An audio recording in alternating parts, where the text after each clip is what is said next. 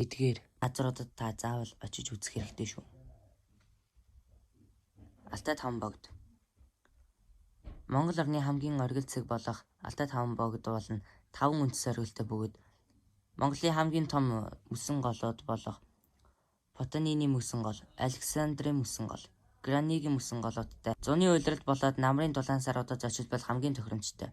Баян Улгийн аймгийн Цэнгэл сумд оршдог бөгөөд Улаанбаатар хотоос 1820 км-ийн зайтай. Хөвсгөл нуур. Үсгэлэнд уулас байгалийн зохицолбороор хүрээлүүлсэн Монголын хамгийн гүн нуур Хөвсгөл нуур нь 2 сая гаруй жилийн настай гэж үздэг. Аз твдэд цэнгэг усны нөөцөөр 2 дугаарт бичигддэг нуур бөгөөд Монгол орны нийт цэнгэг усны 70% агуулдаг. Мөнх цаст уулас нурууд нуурын хойд талаар орших ба нуурын баруун хойд хэсгээр орших хордол сардгийн нуруунд аргал янгир зэрэг ховор амтад нутгалдаг. Хөвсгөл аймгийн Хатгай сумд оршдог бөгөөд Улаанбаатар хотоос 708 км зайтай байдаг. Увс нуурын айс ав газар. Увс нуур. Монголын хамгийн том нуур Увс нуур нь хэдэн мянган жилийн тэртет оршиж байсан Давст тэнгисийн үлдэгдэл аж. Байгалийн өвөрмөц тогтоц үзэсгэлэнт газруудаар хүрээлүүлэн оршихоос гадна олон төрлийн шувуу, ирүүс, аргал, угалц, янгир зэрэгцэн амьтад нутгалдаг Увс нуурын айс ав газар нь 2003 онд ЮНЕСКОгийн дэлхийн өвд бүртгэгдсэн. Увс аймгийн Тис сумд оршдог бөгөөд Улаанбаатар хотоос 1370 км зайтай. Хэцүү хад Увс аймаг. Хяргас нуурын баруун эрэгт орших өвөрмөц тогтод бүхий хатан цохио хясаат 5-аас 7 км бүсийг хэцүү хад хэмээн нэрийддэг. Хэцүү хадны тунгалаг эрэгт сэлэх загас жарахаа нүдэнд тод харагдах бөгөөд нууран дундах цагаан хаднууд дээр хараацаа шувуу үүрээ залсан суудаг. Увс аймгийн Завхан сумд оршдог Улаанбаатар хотоос 1200 км. Хонгорын элс. 185 км үргэлжлэх хонгорын элс нь Монгол улсын томоохон баян бүрдийн нэг. Элсэн махан нь 10-аас 195 м хүртэл өндөртэй бөгөөд салхилах үеэр төрөл бүрийн хөгжим ихшиглэж буймит авиа гардаг. Учир нь салхинд элсний маш нарийн ширхгүүд хийсэн цахилгаанчаад түүний эсрэг сөрөг цахилгаан цэнэг үргэлжснээр чимээ гардаг аж. Хонгорын элсэн сүрлэг алтан шаргал махнаас гадна ёроолоороо урсгал болог ногоон зүлхтэй үсгэлэнд баян бүрд.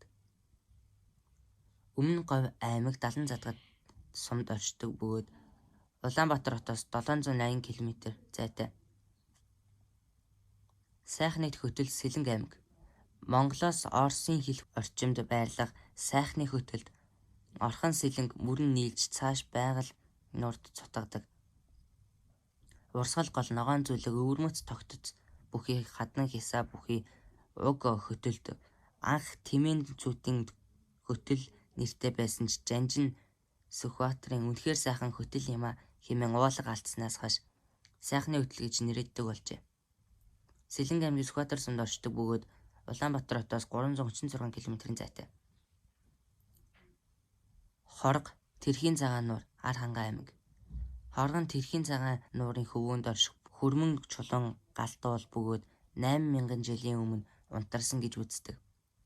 Хоргын тогооны өргөн нь 200 м гүн 70-аас 80 м хэмжээтэй бөгөөд хуш шинсэн ойгоор хүрээлүүлсэн өвөрмөц тогтоцтой үзэсгэлэнт газар. Ар хангай аймгийн Тариат сумд оршдог Улаанбаатар хотоос 640 км зайтай. Хустай нуруу байгалийн зохицолборт газар Төв аймаг. 10 гаруй цэнгэг ус горих 2080 га тал байх усан ой бүхий хустай нуруунд халуун буг гөрөөс зэрлэг гахаа олон зүйлийн шувууд нутгалдаг. Уг бүс нутагт Монгол Голландын хамтарсан дах Тахь нутагшуулах төслийг хэрэгжүүлсэн бөгөөд 1992 онд 15 дахь нутагшуулсан нь өдгөө 300 орчим толгойд хүрчээ. Төв аймгийн Алтан булаг сумд оршдог Улаанбаатар хотоос 100 км зайтай. Орхны өндий. 2004 онд ЮНЕСКОгийн дэлхийн өвд бүртгэгдсэн орхны хөндийн Монгол нүүдэлчдийн соёл иргэншлийг харуулсан археологийн түүх соёлын хосгүй дурсгалд үзэсгэлэнт газар.